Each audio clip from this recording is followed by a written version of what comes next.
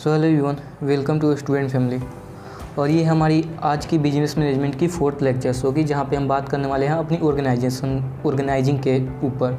तो ऑलरेडी हमारी ऑर्गेनाइजिंग के ऊपर एक लेक्चर्स अपलोडेड है। अगर आपने उसको नहीं देखा है तो जाकर पहले उसको देखिए। और कल हम लोगों ने ऑर्गेनाइजिंग के ऊपर बात किया था, कहाँ तक हमने आए थे। तो हमने फंक्शनल लाइन ऑर्गेनाइजेशन को देखा था।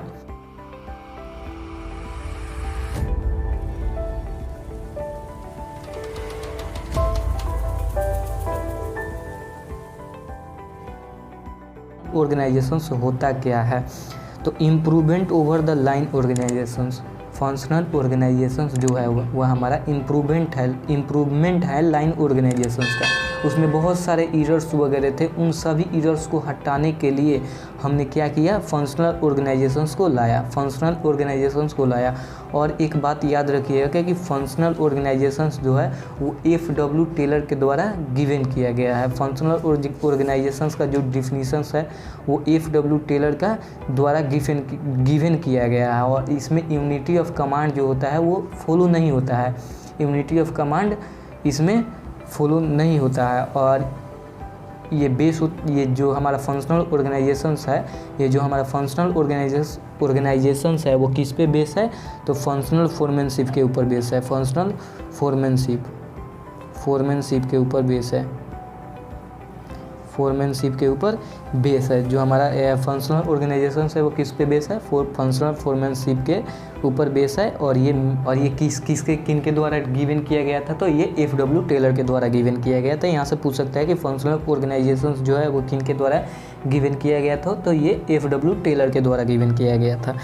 और फंक्शनल ऑर्गेनाइजेशंस को क्यों लाया गया, फंक्शनल ऑर्गेनाइजेशंस को आखिर क्यों लाया गया, फंक्शनल ऑर्गेनाइजेशंस लाने का मतलब ये था कि जो भी हमारी फंक्शनल ऑर्गेनाइजेशंस में various specialisations and various functions perform कर रहे थे, तो उन्हीं को एक स्पेशलिस्ट अटेंड करने के लिए, जो भी हमारे पास काम्स वगैरह हैं, वर्क वगैरह हैं, उनको एक स्पेशलिस्ट अटेंड करना, उन कामों को इस्ट के हाथों में सौंप कर उन कामों को क्या करना, अलग अलग डिस्ट्रीब्यूट कर देना, अलग अलग डिपार्टमेंटलाइजेशंस कर देना।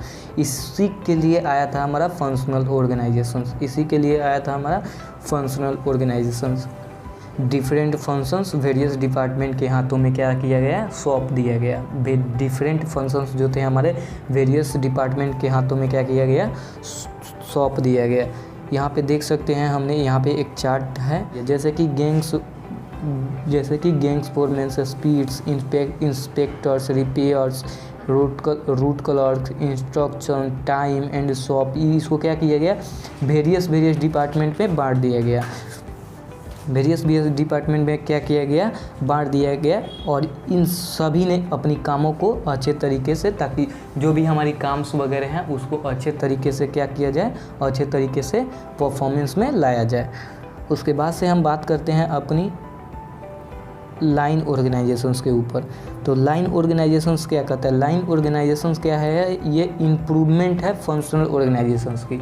और फंक्शनल ऑर्गेनाइजेशंस में बहुत सारी एरर्स वगैरह थी, तो उनको भी अच्छे तरीके से बेस्ट वे में चलाने के लिए क्या किया गया, इनको इम्प्रूवमेंट किया गया। किनको, तो लाइन एंड स्टाफ ऑर्गेनाइजेशंस को। ये combine the positive quality of the line and functional organisations. Both ये पॉजिटिव क्वालिटी है, कंबाइन है लाइन और फंक्शनल ऑर्गेनाइजेशंस दोनों की। ये वर्टिकल्स होता है सबऑर्डिनेट और सुपीरियर्स के बीच में। और रिस्पॉन्सिबिलिटी क्या थी, तो इनकी रिस्पॉन्सिबिलिटी फॉलो क्या कर रहे थे, तो टॉप, बटन टू टॉप। ये याद रखिएगा कि लाइन एंड स्टाफ ऑर्गेनाइजेशंस में जो रिस्पॉन्सिबिलिटी फॉलो होती है वो बटन टू टॉप होती है। और स्पेशलिस्ट ओनली फॉर एडवाइस, इनको क्या किया गया, स्पेशली इनको एडवाइस के लिए ही लाया गया, क्योंकि जो भी बाउंड्स वगैरह थे उनको सॉल्व करने के लिए क्या किया गया, एक स्पेशलिस्ट को लाया गया, जो कि एडवाइस देख सके, अपनी अच्छे से तो रेम्यूनरेशन कर सके, अपनी एडवाइस प्रोवाइड कर सके एंड वो रेम्यूनरेशन ले सके।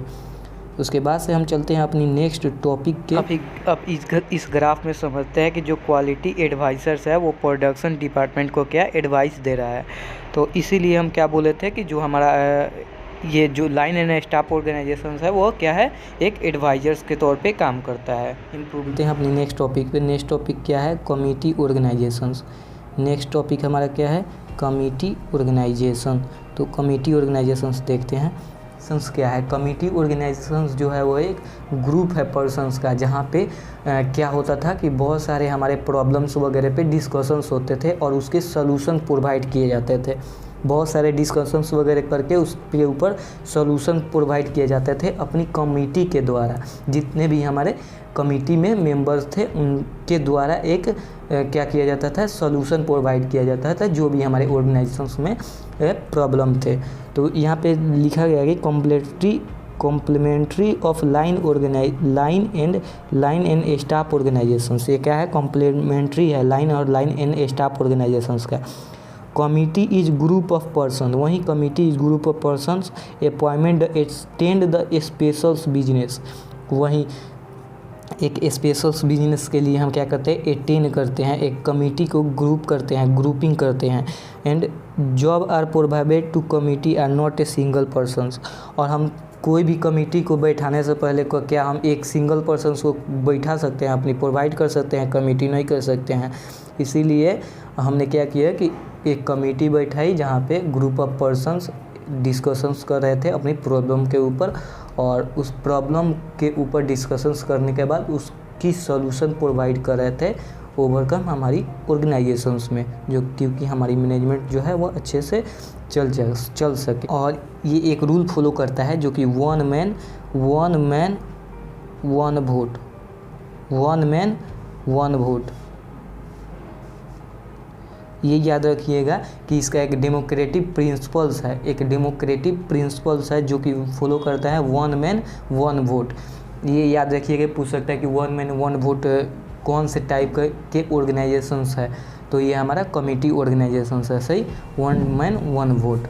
और जो हमारा कमिटी ऑर्गेनाइजेशंस है वो यूनिटी ऑफ कमांड को फॉलो नहीं करता है। यूनिटी ऑफ कमांड कहने का सेंस ये है कि कोई एक पर्सन क्या करता है, डायरेक्ट करता है, कोई एक पर्सन डायरेक्ट करता है, उसी को बोलते हैं हम यूनिटी ऑफ कमांड। तो ये क्या है, यूनिटी ऑफ कमांड हमारी कमिटी ऑर्गेनाइजेशंस फॉलो नहीं करती है। और हमारा जो फंक्शनल ऑर्गेनाइजेशंस था वो भी हमारा यूनिटी ऑफ कमांड फॉलो नहीं करता था। और फंक्शनल ऑर्गेनाइजेशंस में हमने ये देखा था कि वो FW टेलर के द्वारा गिवन किया गया था। यह याद रखिए कि फंक्शनल ऑर्गेनाइजेशंस जो है वो FW टेलर के द्वारा गिवन किया गया था। और हमारे ऑथर्स के बहुत सारे डिफिनेशंस वगैरह हैं जो कि ऑलरेडी आपके यूट्यूब चैनल पे अपलोड है, तो अगर आपने उसको नहीं देखा तो पहले जाकर आप उसको भी देखिए। उसके बाद से हमारी बात आती है प्रोजेक्ट ऑर्गेनाइजेशंस। प्रोजेक्ट ऑर्गेनाइजेशंस होता क्या है, तो यहाँ पे देखिएगा, project organisations work on the basis of project. हम काम करते हैं एक प्रोजेक्ट के ऊपर, लाइक जैसे कि डैम प्रोजेक्ट हो गए एंड ब्रिज कंस्ट्रक्शंस प्रोजेक्ट हो गए, इसके ऊपर से हम काम करते हैं। एंड प्रोजेक्ट क्या रिफ़र करता है, program is decided for a specific purpose. कोई एक स्पेसिफिक पर्पस के ऊपर क्या किया, अपने प्रोग्राम को क्या किया, डिसाइड कर लिया। ऑन स्टिल स्पेसिफिक पीरियड, किसी स्पेसिफिक पीरियड के लिए, यानी लॉन्ग टर्म के लिए, परमानेंट इफोर्ट के लिए क्या किया, उसको उस प्रोजेक्ट को क्या किया, रिफ़र कर लिया, उस प्रोजेक्ट को क्या रिफ़र कर लिया। तो इसी को हम बोलते हैं प्रोजेक्ट ऑर्गेनाइजेशंस। और एक बात याद रखिएगा, जो प्रोजेक्ट ऑर्गेनाइजेशंस है ये हमारी सेकेंड जब वर्ल्ड वार चल रही थी तो उस समय इसको लाया गया प्रोसेस में। प्रोजेक्ट ऑर्गेनाइजेशंस को कब लाया गया, तो सेकेंड वर्ल्ड वार चल रही थी तब इसको लाया गया, प्रोजेक्ट ऑर्गेनाइजेशंस को। उसके बाद से हम चलते हैं अपनी नेक्स्ट टॉपिक के ऊपर। तो आता है, हमारी बात आती है मैट्रिक्स ऑर्गेनाइजेशन में। फंक्शनल ऑर्गेनाइजेशंस और प्रोजेक्ट ऑर्गेनाइजेशंस दोनों इंक्लूड हो जाते हैं, जिससे बनते हैं हमारे मैट्रिक्स ऑर्गेनाइजेशन। और मैट्रिक्स ऑर्गेनाइजेशंस क्या करता है, employ taken for only specific purpose. अब मैट्रिक्स ऑर्गेनाइजेशंस में हम कोई भी एम्प्लॉय को अपनी एक स्पेसिफिक पर्पस के लिए लेते हैं, एक प्रोजेक्ट के लिए लेते हैं, जहाँ पे वो कंप्लेंशंस करता है अपनी प्रोजेक्ट को। दे सेंड देयर ओरिजिनल और मेन जॉब्स। इसमें क्या होता है, stability in period of job employ. इसमें एक स्टेबिलिटी रहता है अपनी पीरियड ऑफ जॉब एम्प्लॉय में, कि आप अपनी एक पीरियड में आपको मतलब एक रिस्पॉन्सिबिलिटी मिल जाती है कि आप इस पीरियड के अनुसार ही अपनी काम को क्या कर सकते हैं, काम को वर्क कर सकते हैं। यहाँ पे हमने बात किया मैट्रिक्स ऑर्गेनाइजेशंस के ऊपर। उसके बाद से हम चलते हैं अपनी डेलीगेशंस ऑफ अथॉरिटी के ऊपर। डेलीगेशंस ऑफ अथॉरिटी के ऊपर इसमें क्या कह रहा है, सबसे पहले बात समझते हैं अथॉरिटी। और ये हमने बहुत सारे फंक्शंस वगैरह देखे, ऑर्गेनाइजेशंस की स्ट्रक्चर्स वगैरह देखे, जहाँ पे आपके लाइन ऑर्गेनाइजेशंस और फंक्शनल ऑर्गेनाइजेशंस इम्पोर्टेंट रहते हैं। कहीं ना कहीं आपसे यहाँ से क्वेश्चंस आने की संभावना ज़्यादा रहती है, लेकिन और इन अदर्स जो भी हमारे टॉपिक्स वगैरह हैं वहाँ से क्वेश्चंस कम आने की संभावना रहती है। बट ये दो हमारे ऑर्गेनाइजेशंस स्ट्रक्चर्स है, लाइन ऑर्गेनाइजेशंस और फंक्शनल ऑर्गेनाइजेशंस, यहाँ से आने की संभावना रहती है। और आपने इसको अभी पढ़ा होगा, क्योंकि आपके जो 12th में है वो शायद नहीं है, कहीं ना कहीं शायद फंक्शनल ऑर्गेनाइजेशंस पढ़े होंगे, लेकिन और इन अदर्स जो भी आपके टॉपिक्स वगैरह हैं उसको आपने नहीं देखा होगा। कहीं ना कहीं ये आपके लिए नए लग रहे होंगे, लेकिन अगर आप इसको कमांड करते हैं तो कोई बात नहीं है।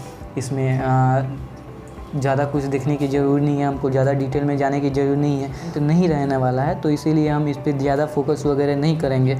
तो चलिए हम नेक्स्ट टॉपिक के ऊपर चलते हैं, डेलीगेशंस ऑफ अथॉरिटी। बात आती है डेलीगेशंस ऑफ अथॉरिटी। अब डेलीगेशंस का मतलब आपको कल ही मैंने बताया था कि अपनी जो भी हमारी पावर्स वगैरह हैं क्या करना, उसको अपनी सबऑर्डिनेट को सौंप देना। यहाँ पे हम पढ़ेंगे तो आगे समझ में आएगा कि क्या क्या होती है। तो सबसे पहले बात आती है अथॉरिटी क्या होती है। Authority is a right to command orders. Authority क्या है, एक राइट है जो कि कमांड करता है लोगों को। Orders must follow such the command, और उस जो भी हमने कमांड किया लोगों को, उसको अनिवार्य रहता है कि वो फॉलो करें ही करें। इट इज़ लीगल पावर, ये क्या है, एक लीगल पावर है। And central element of formal organisations, central element है फॉर्मल ऑर्गेनाइजेशंस का। सिस्टमेटिक हम बात करते हैं पावर के ऊपर। पावर आखिर क्या है, पावर मतलब क्या, नॉलेज होना चाहिए and skills and personal equality होनी चाहिए आपके अंदर, तभी आपके पास पावर है। अब ये नहीं कि आपके पास क्या है, दौलत शोहरत है, अथॉरिटी है, रिस्पॉन्सिबिलिटी है तो आपके पास पावर है, ये नहीं कह सकते हैं।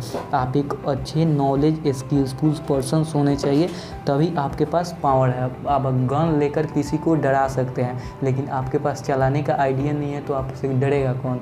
और अगर आप स्किल्सफुल पर्सन्स ही नहीं है तो आपको गन चलाने का आइडिया ही कहाँ से आएगा। इसीलिए क्या बोलते हैं कि पावर होने के लिए क्या चाहिए, एक स्किलफुल पर्सन्स रहने चाहिए और नॉलेज होना चाहिए आपके पास।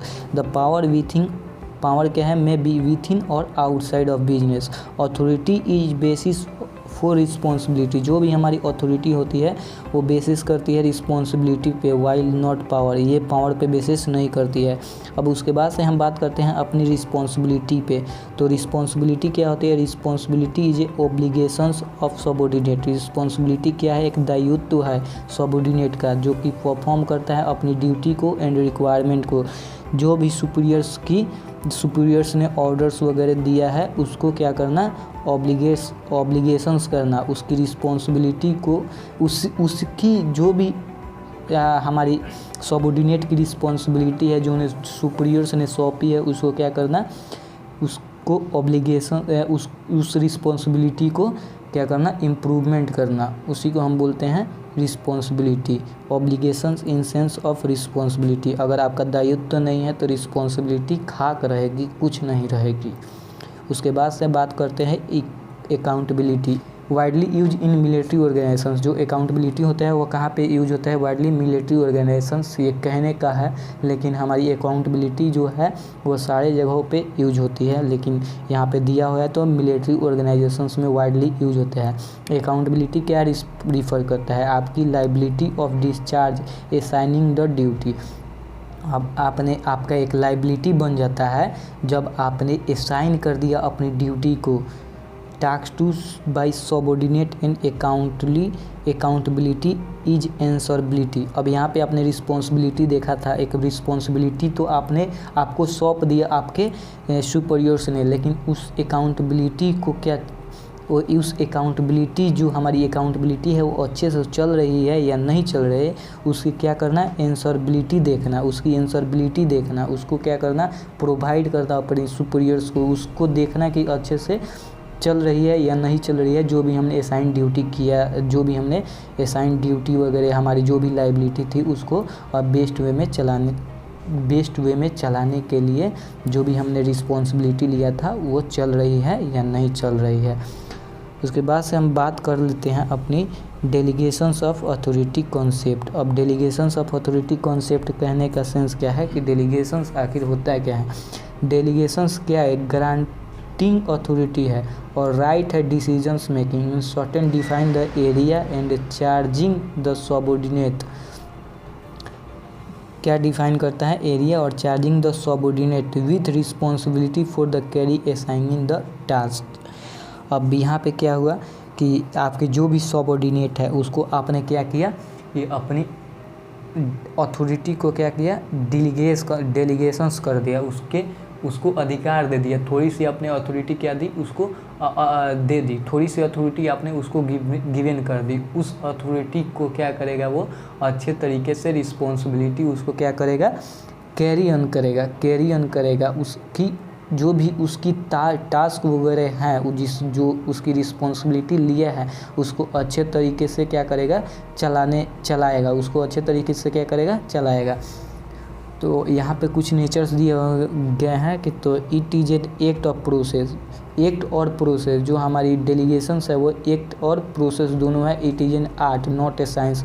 डेलीगेशंस जो है वो आर्ट है ना कि साइंस है। गोल ओरिएंटेड है और पॉजिटिव नेचर का है और ये फ्लेक्सिबल्स होता है। उसके बाद से हम बात कर लेते हैं अपनी प्रोसेस के ऊपर। प्रोसेस क्या है कि सब डिवाइडेड द वर्क। सबसे पहले हम अपनी कामों को क्या करेंगे, बांटेंगे। उसके बाद से जो भी हमारी अथॉरिटी होगी उसको असाइन करेंगे, अपनी सबऑर्डिनेट को देंगे। सबऑर्डिनेट के क्या करेगा, असाइन करेगा। असाइन करने के बाद से वो गारंटी लेगा कि हाँ इसको मैं क्या करूँगा, कंप्लीट कर दूँगा। उसके बाद से हम उसकी ऑब्लिगेशंस को क्या क्रिएट करेंगे, जो भी उसके दायित्व वगैरह हैं उसको क्या करेगा, क्रिएट करेगा, वो अच्छे से चलाएगा। इसमें क्या होता है, यूनिटी ऑफ कमांड होता है और ये स्केलर्स प्रिंसिपल्स होता है, assignment and assistance and guidance होता है, इफेक्टिव कम्युनिकेशंस होता है, इसके प्रिंसिपल्स हैं। अब बात करते हैं अपनी स्पैम ऑफ मैनेजमेंट के ऊपर। उसके बाद से हम बात करते हैं अपनी स्पैम ऑफ मैनेजमेंट के ऊपर। स्पैम ऑफ मैनेजमेंट होता है क्या है, स्पैम ऑफ मैनेजमेंट के अदर्स नेम भी है, span of supervisions, of span of control, span of authority, span of managerial responsibility. और एक यहाँ पे डिफिनीशंस दिया गया है कोटेन एंड विचरिक के द्वारा। The team spam of management क्या रिफ़र करता है, नंबर ऑफ पीपुल, कितने लोग हैं एक मैनेजमेंट में इफेक्टिवली सुपरवाइज वो कर रहे हैं कि नहीं कर रहे हैं इसका। और स्पैम ऑफ मैनेजमेंट का मतलब ये होता है कि जो हमारे सुपीरियर्स और सबऑर्डिनेट होता है उसमें डायरेक्ट रिलेशनशिप होता है स्पैम ऑफ मैनेजमेंट में। और यहाँ पे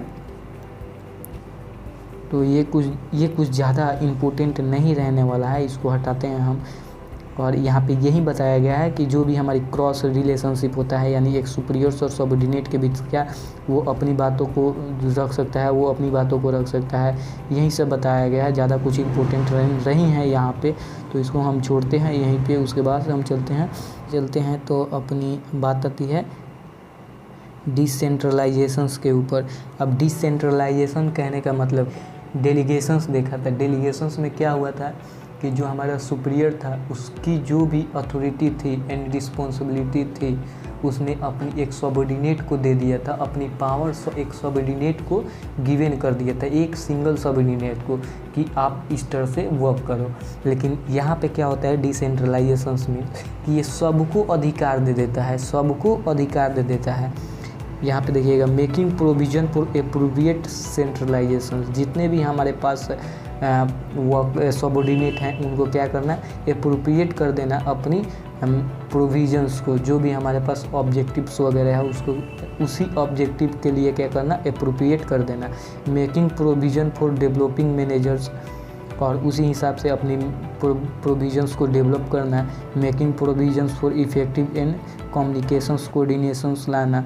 उसके बाद से making provisions for effective and adequate control systems देखना, जो भी हमारे पास जो भी हमारी मैनेजमेंट हो रही है उसमें अच्छे से क्या हो रहे हैं कि कंट्रोल एंड इफ़ेक्टिव कंट्रोल हो रहे हैं कि नहीं, सही तरह से चल रहे हैं कि नहीं। उसके बाद से क्या करना कि making provision for disappears of operations, और उस ऑपरेशंस में अगर कोई एरर्स वगैरह हैं तो उसको क्या करना, डिसअपियर करना। डिसअपियर करने के बाद से उसको क्या करना, अच्छे तरीके से मैनेजमेंट को चलाना। तो ये हमारी बात हो गई, हमने यहाँ पे ऑर्गेनाइजिंग पूरी तरह से कवर अप कर लिया। और उसके बाद से बात आती है हमारी स्टाफिंग की। नेक्स्ट हमारी जो क्लासेस रहेंगी वो स्टाफिंग के ऊपर रहेंगी। तो उसके बाद से हम देखेंगे अपनी स्टाफिंग्स। और एक बात कि ये जो भी हमारी क्लासेस चली, ये सारी जो भी हमारी ये ऑर्गेनाइजिंग में हमने पढ़ा, ये सारी इम्पोर्टेंट नहीं रहने वाली है, कुछ सफिशेंट बातें ही हमारी इम्पोर्टेंट रहने वाली हैं। और जो कि आप जब MCQ वगैरह करेंगे तो उस समय हम देखेंगे कि हमारी जो भी इम्पोर्टेंट रहने वाली हैं हम उसको भी कवर अप करते जाएंगे। तो इसमें कुछ बातें इम्पोर्टेंट थी और कुछ बातें इम्पोर्टेंट नहीं थी, जहाँ पे आपको ज़्यादा ध्यान नहीं देने हैं।